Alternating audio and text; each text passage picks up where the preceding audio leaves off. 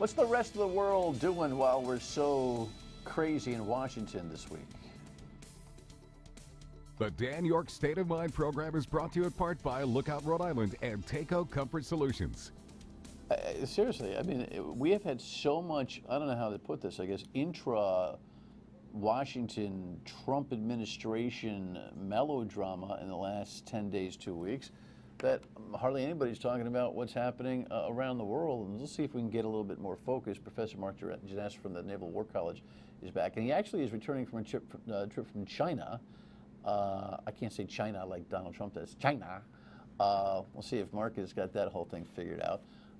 But we can't not start on issues of military and the like and the impact without discussing this transgender thing that popped up over the last couple of days. So welcome in. Nice to have you aboard on Fridays. We actually, if anything's developed on this particular story or anything since yesterday, we'll catch up on Monday. We always tape our Friday show on Thursday.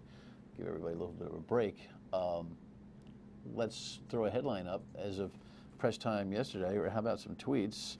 The president, if you got a big screen, you can see all of this conversation and this, I don't know, deduction that it's going to be a healthcare savings or whatever, while there's no data to really support that at all. Here's the latest at our production time on this controversy.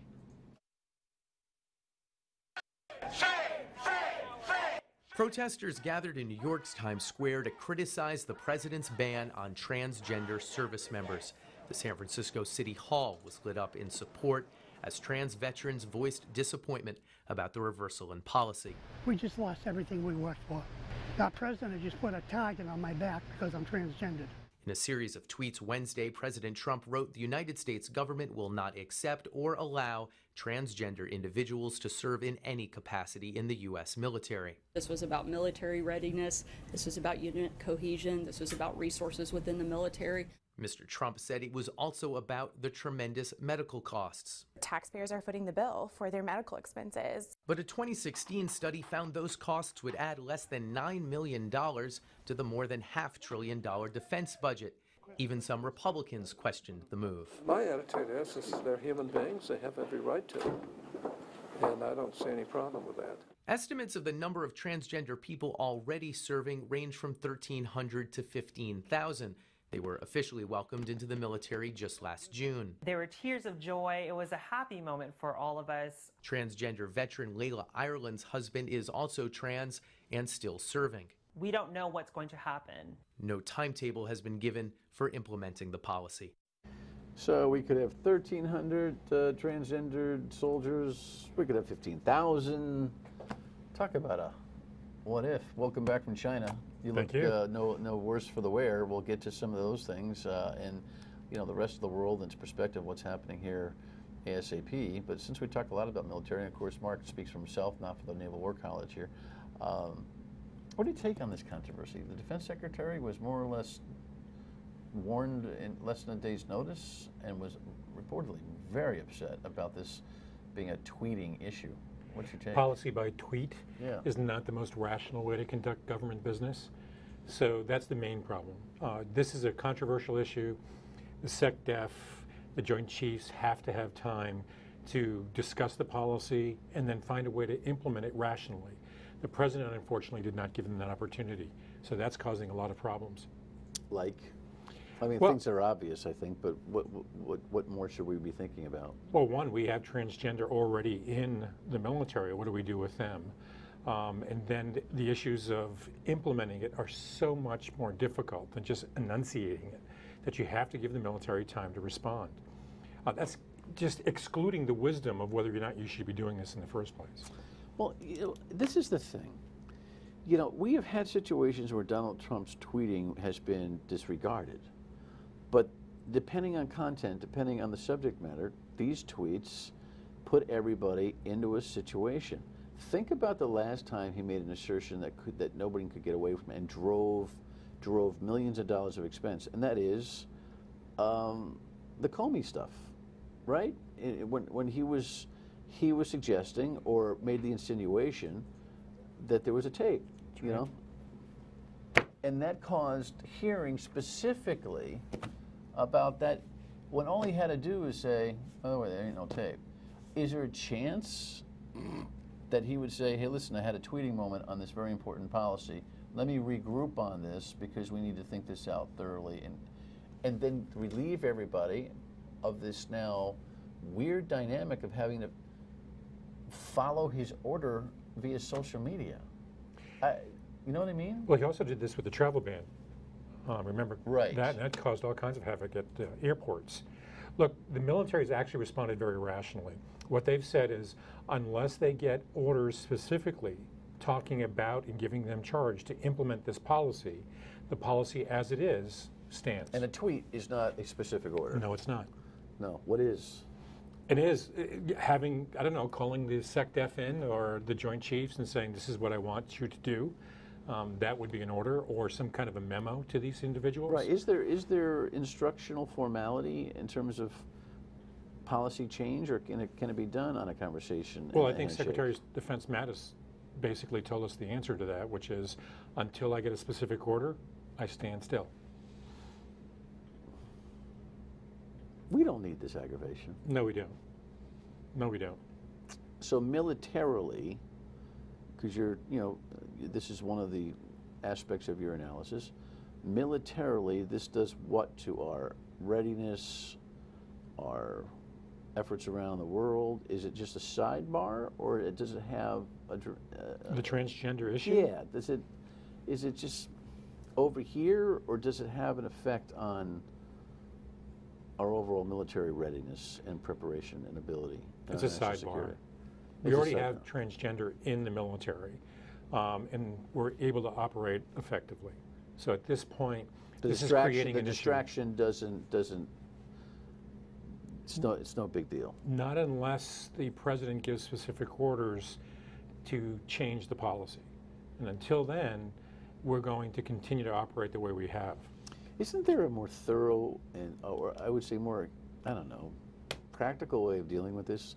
And that is to say, listen, I got no problem with the transgender thing, but whilst you're in military service, making this very difficult life decision and then executing it, we'd rather have you know, we'd just like to know that you know who you are before you take up arms or any other kind of, program in the military. Wouldn't that just be a fair way to handle this whole thing?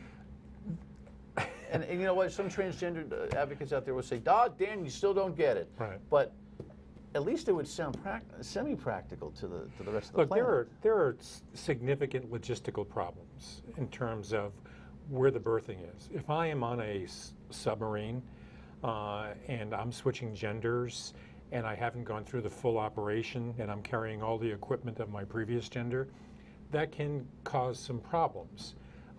So, yeah, there's some logistical Much more problems. acute than the public restroom stuff that we're talking about. Exactly. I mean, there are problems. But this is an issue that deals with such a small percentage. I would argue with those numbers. I think they're smaller than they actually are. Meaning it's closer to 1,300 than it is 15,000. And it's certainly no, yes. And we can, the military can take exceptions and work with it. However, I mean, this is a sidebar. We have many more serious issues. Let the policy stand as it was in the Obama administration. There's no real reason to change it. Less disruption, more thought that goes into policy, and certainly more thought that goes into tweets would be nice. All right, when we come back, we'll talk about Marc's visit and a couple of major things impacting our national security out of the melodrama a couple of weeks we've had in Washington. Stay with us. This fight has evolved over the course of the operation and on this 2.5-year campaign, and our approach has evolved as well. One example of how we have evolved has been our effort to enable and entrust our leaders at the tactical edge with the authorities they need to help our partners win. We have not relaxed the rules of engagement. I have authorized Lieutenant General Townsend to delegate the employment of rules of engagement to the appropriate level due to the tough urban fight that we knew was coming in Mosul. The one thing that I note about the content of this conversation is that hearing room is somewhat sparsely attended. It's an operations discussion in terms of how we're dealing with ISIS. But they're off the front page grid. That's not good. Well, depends on how you want to look at it. We're doing better, so they're off the grid. Right. Good news is bad news is good news. How good is the bad news? How bad is the good news? The good news is ISIS has lost about 70 to over 70% of the territory that it once had in both Iraq and Syria. We're making strong progress in that area. Now we're in the hard part, though, of urban warfare. And urban warfare is the ugliest of all warfare. It's door to door. A lot of civilians get killed. They're calling in airstrikes. Our allies are calling in airstrikes. Sometimes it hits civilians. And the expectation among the press and many of the public is that warfare should be somehow immune to casualties from civilians, and that's just not the case.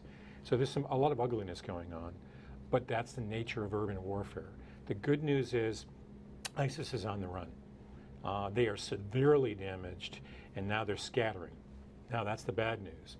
They are a very adaptive group, and they're going to now focus more on terrorism in Europe and potentially in the United States, because they've lost the conventional war. Now it's time for them to revert back to terrorism. Which is more damaging? Well, in terms of the number of lives, certainly conventional. I mean, their occupation of Iraq and Syria was horrific. I mean, tens of thousands of people brutally murdered and tortured. So that's good that they've lost that. They've also lost the myth of invincibility, right, which is really critical. But now you have like a wounded animal striking out at whatever it can strike out.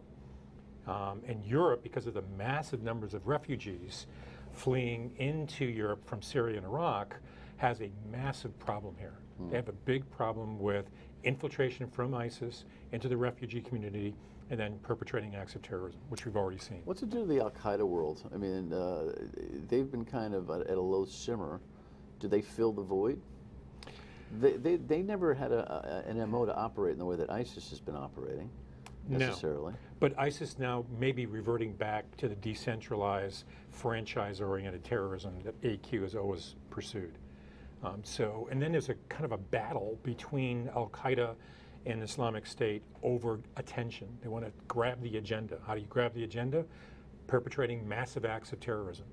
So you get two terrorist groups literally competing for attention in the world stage, and that's always a dangerous thing. Remind us what the mission is. The mission is? To establish a caliphate. Both of them, actually, their mission is very similar. I think they had one. They were trying to telegraph that they had one. Oh, they established a caliphate. Yeah, I mean a commanding caliphate. Yes, headquartered in Iraq or Syria. Right. So they really were much more successful than Al-Qaeda ever was. But their aims are the same: to create a radical, jihadist-oriented caliphate that literally sweeps from Middle East, parts of South Asia, into Southern Europe. And that's not even counting the Philippines or Indonesia.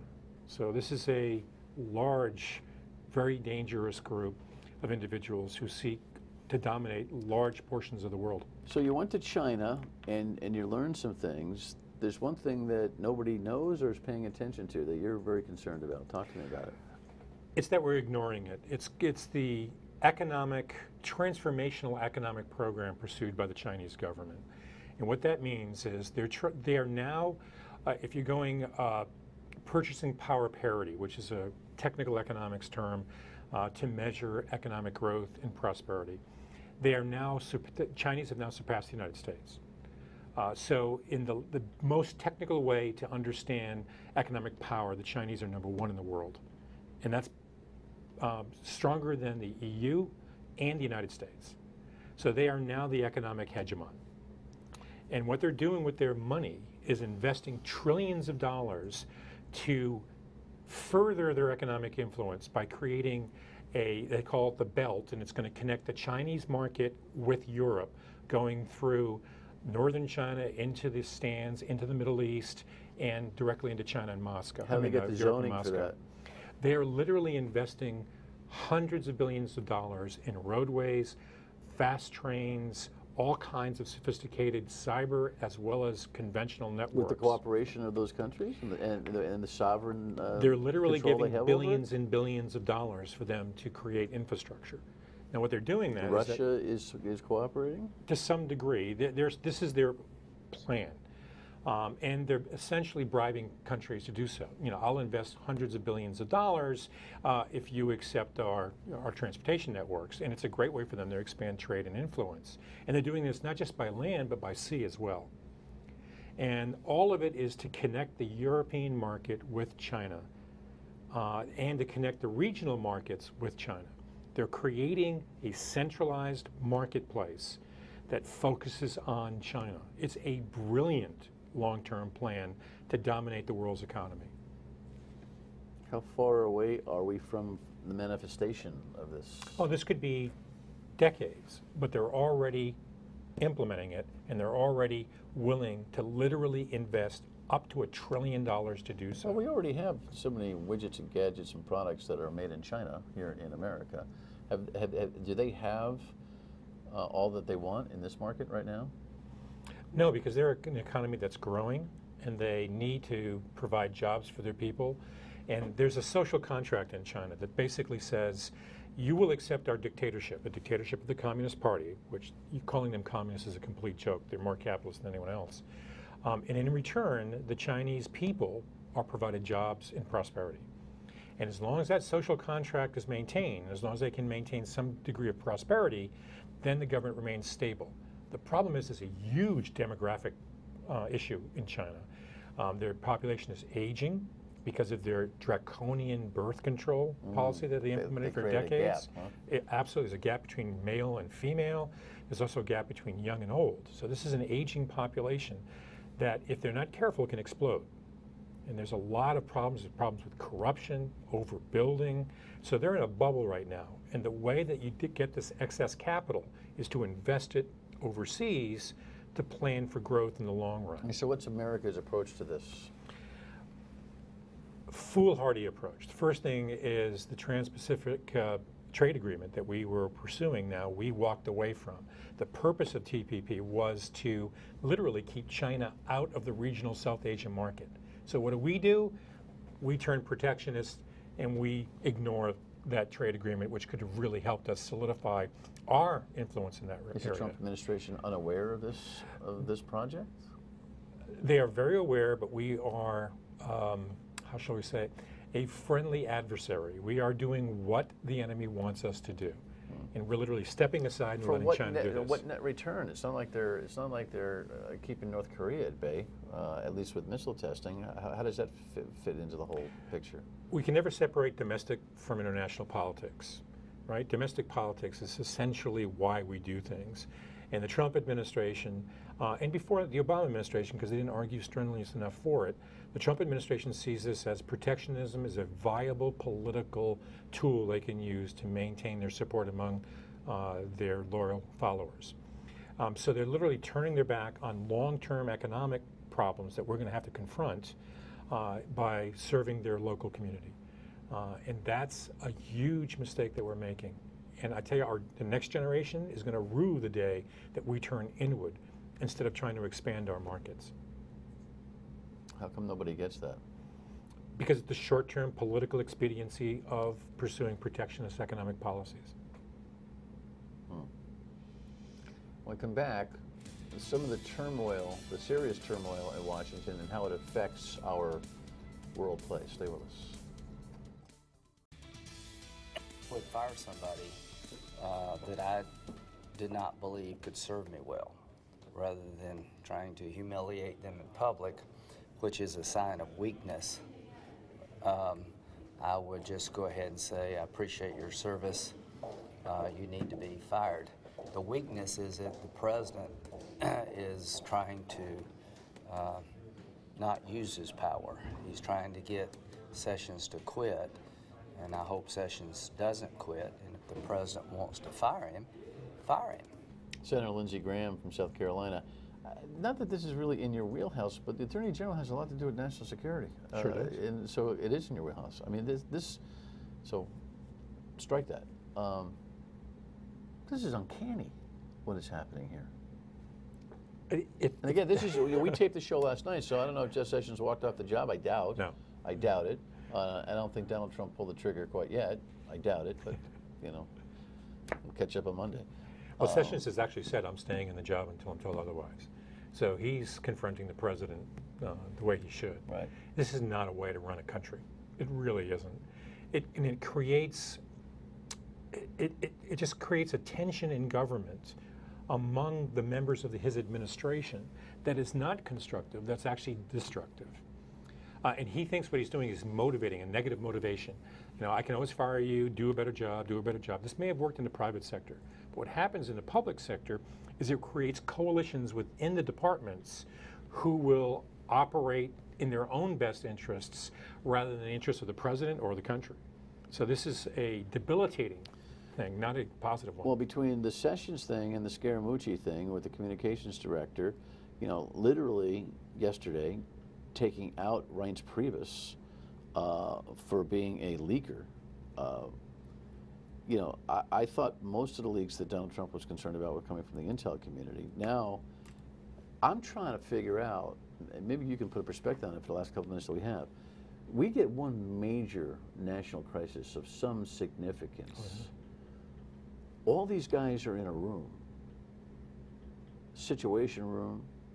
Who trusts who to say what to whom, and when do we get a real... I mean, are you worried about the thinking process that goes along with a crisis decision moment? Well, no one leaks more than the White House. So you've got to start there. But just the way they're not getting along and the way they're fighting each other and this chaos look, that he seems to enjoy. There's always tension among cabinet members vying for influence with the president. Right. All right? So that's a Every natural administration. thing. Absolutely. But what the problem here is, who wants to work there? I mean, this is Game of Thrones. This is, when is my head going to be chopped off? And so what happens is a lot of the really good people you have working in the administration may start wondering whether or not this is a smart thing for them to remain in the administration. There's rumors that Tillerson might go. He's denying that. But, I mean, he's kind of persona non grata in some ways. Actually, what I'm really worried about is, in the defense community, Mattis and McMaster. And what happens with Trump is he gives them free rein. Because what happens if they fail, if they don't produce, then the president literally looks at them and says, well, it was your fault. You're out of here. He never takes responsibility for the actions of his own administration. Well, you see that with the Republicans in healthcare. Right. So he is giving the professionals a lot of leeway and freedom to act, which is good. But do you really want a commander-in-chief that says you're fired and I'm never responsible for anything bad that goes on? I guess we'll leave it there. That's a question that we got to pay more attention to this China thing. Huh? Yeah, we do. Yeah. Thanks for the trip. Thanks for the trip here. Good flight? Not really. Not really. Not really. Final word when we come back. Stay with us. Alrighty, coming up, some of our programs next week, we'll have a discussion of the voter fraud investigation. Ken Block will be in town. Of course, we are waiting for a budgetary stalemate to end between the Speaker of the House and the Senate President, so we got to get back on that because we here in Rhode Island have some business to attend to, or some things are going to start getting very uncomfortable. But don't let it bother you over the weekend. It's the summertime. Enjoy it, and we'll see you back here on Monday night, and of course on the radio at 3 o'clock on WPRO. Thanks for watching.